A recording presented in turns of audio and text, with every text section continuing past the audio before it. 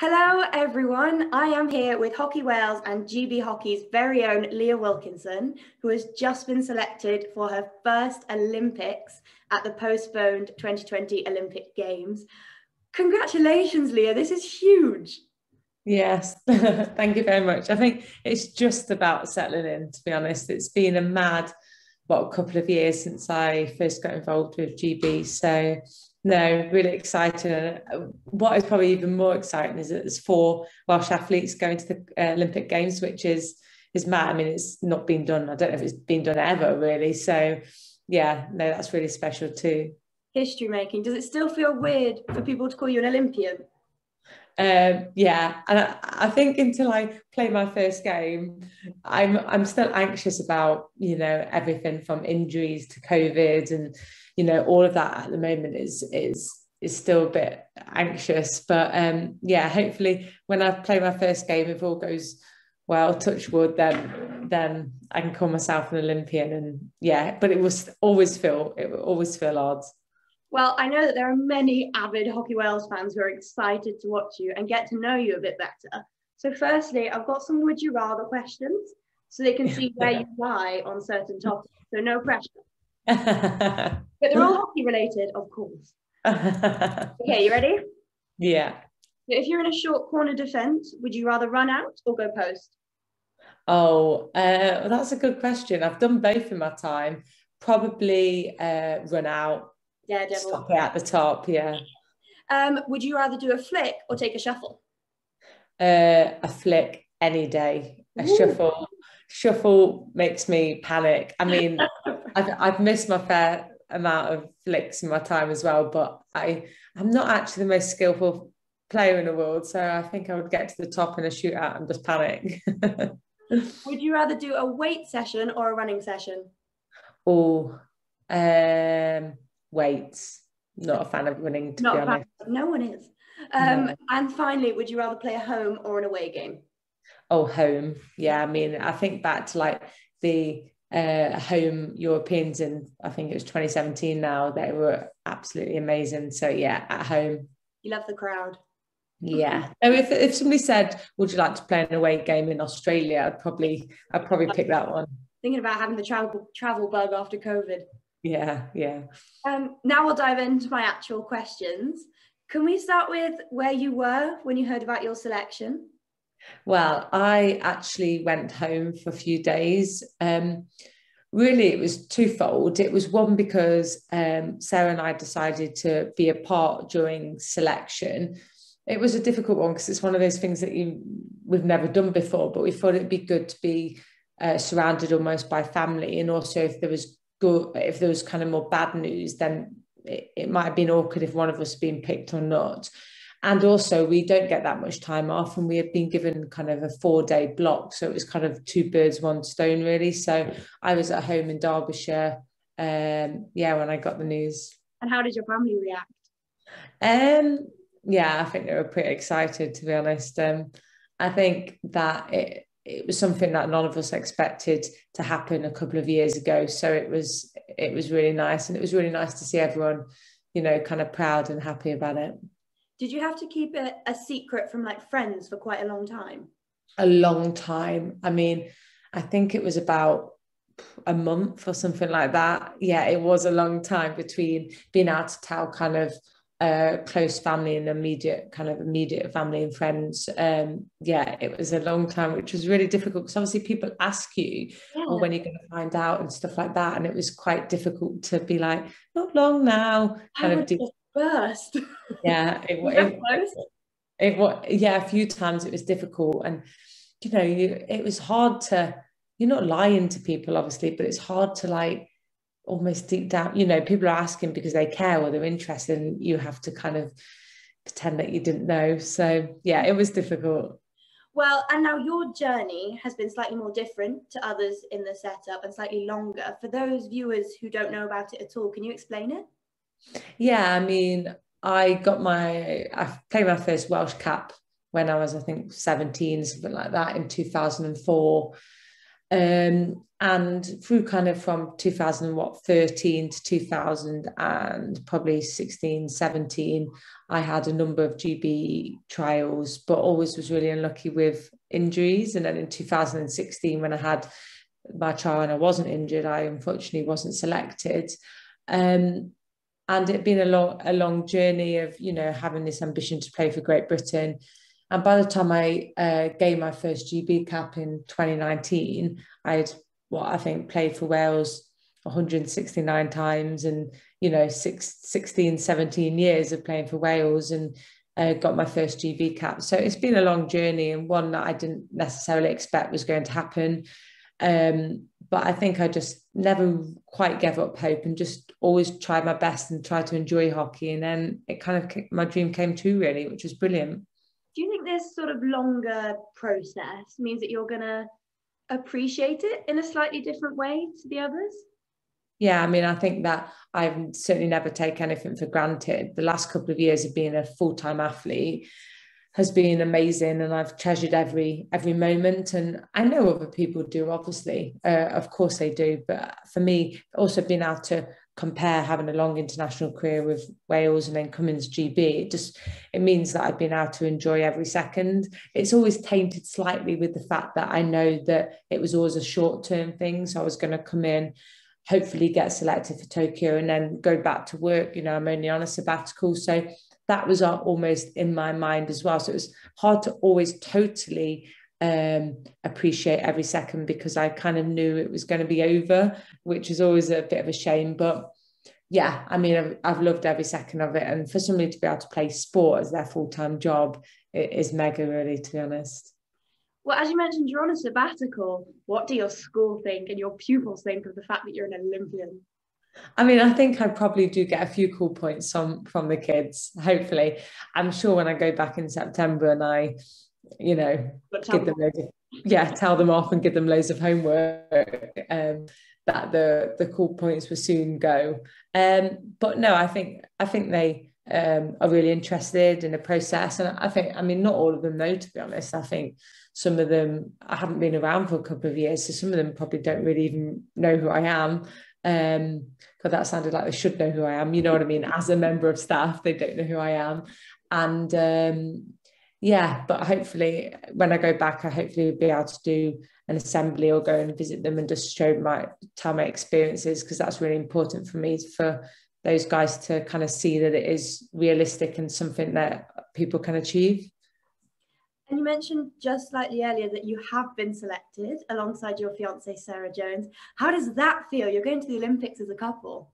I know. I mean, to be honest, it's quite a lot of relief, because like, it was kind of the elephant in the room that we were trying to avoid talking about what would happen if one of us got selected and one of us didn't. And obviously that could have happened, you know, 16 people selected to play at the Olympics, and 26 in the squad. So there was still quite a big cut of players, and all these players are very, very talented as well. So it was realistic. But yeah, for both of us to be picked is amazing, because it means that we can share the experiences together and we can chat about it. And, you know, we went to get all our kit last week, and those kind of experiences are really special, and it's nice to be able to share it with someone else.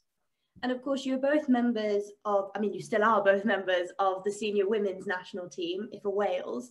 How have your teammates reacted? Is it strange for them, or have you just received loads of outpouring of love? Yeah, I mean, our teammates are so supportive from day one. You know, very, very supportive, and have, you know, we went to training actually a couple of weeks ago, and they brought us like Welsh bucket hats and lovely cards, and yeah, so they'll be packed, snuck into the bag for Tokyo, but always been incredibly supportive, always send us look before we play every game.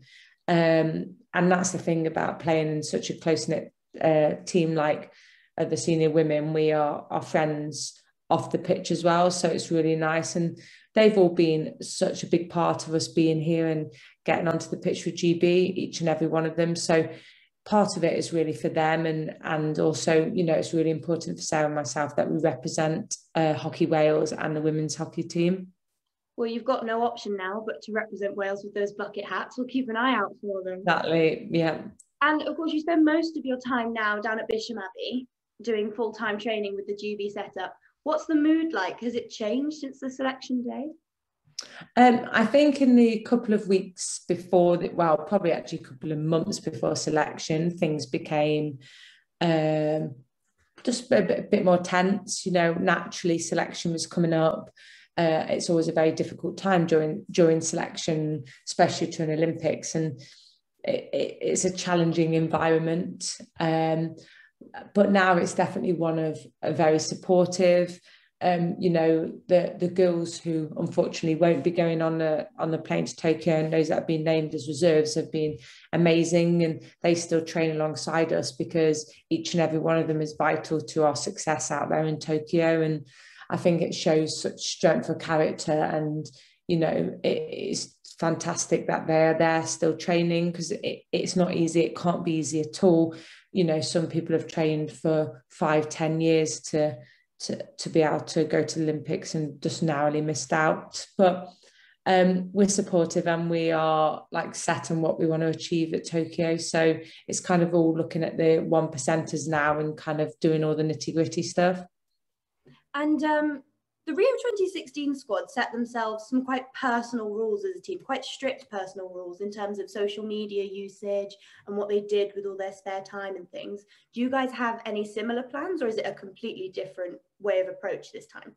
I think that we will have plans that we get together. So the next couple of weeks before we fly out, we have a number of meetings, and that's when we start to look at the detail and about the way we behave both in the holding camp and then when we get into the Olympic Village. So yeah, every team's obviously different, but we will of course speak about issues such as social media, because they're massive things and are inevitable, that there will always be pressures and comments on social media.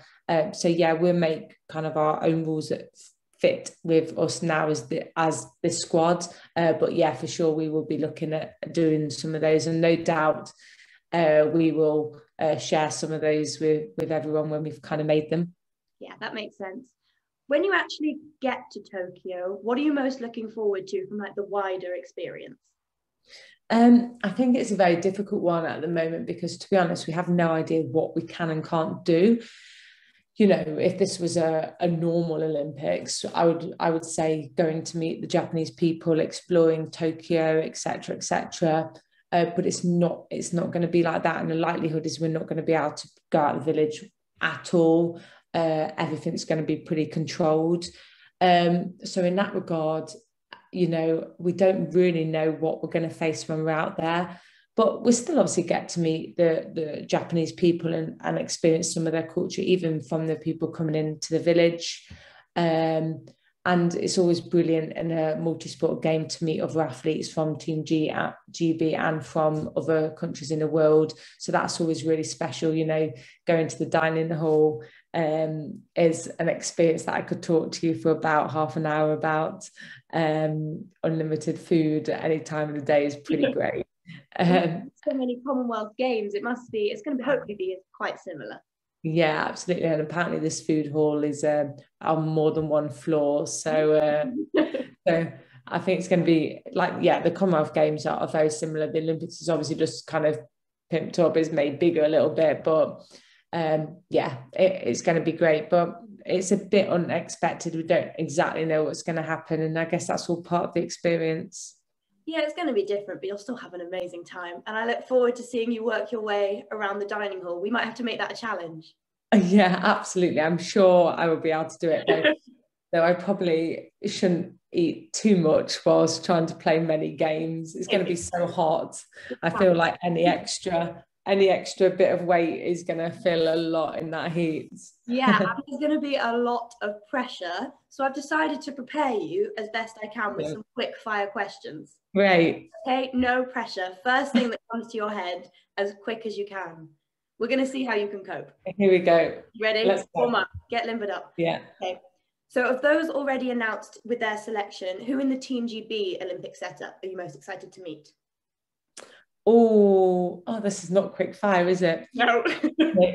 Probably someone like Max Whitlock or somebody like that. These big, cool gymnasts. I love gymnastics. Really? And what about in the wider, all the teams together, just at the Olympics? Who are you most excited to meet? Oh, I saw today that some of the big Jamaican sprinters have all qualified, and they've got some incredible sprinters there. So yeah, probably like the Jamaican sprint team. That was quick. What about the team that you're most excited to play? Oh, I'm looking forward to playing India. Actually, I really like playing against different styles in the world, and lots of countries play so differently. So India, because they're so skillful. Nice. What's your pre-game meal? Oh, normally bagels with eggs and baked beans or something like that. Basically, a breakfast at any point of the day, whatever time the game is. What's the first thing you do on a rest day? Not very much. No. No, we have to do like a daily prep and stretching and things like that. So normally we get up and we do some stretching and things. So that would be what I normally do. And then after that, I love hour words, crosswords, reading. I'm basically hitting Netflix pretty hard. So that fills the rest of the day. That's what I was hoping you'd say. And if you weren't a hockey player, what would you be? A 100-meter sprinter. I mean, Dean Asher Smith. I'll just run next to her, you know. We'll have to get to give you some tips, some training. Yeah, I think I might need quite a lot of tips. Now, just finally, what would you say to all the Welsh hockey fans, and how can they support you from home? Oh, the Welsh hockey fans have always been incredibly supportive. You know, their messages on social media, etc., messages that I hear through Hockey Wales, incredibly supportive, and I'm sure they'll be supporting us 100%. And we love being part of the kind of Hockey Wales family as such, and we're looking forward to representing Wales within Team GB, and that's really special for us. So hopefully their support us 100% of the way, and we will definitely be wearing those bucket hats whenever we get a chance. We will definitely take some pictures and shared with everyone. Well, Leah, thank you for your time. I know that so many people are so excited to follow your journey, and they're backing you every step of the way. So best of luck, and we can't wait to see what happens this summer. Thanks so much. Thank you.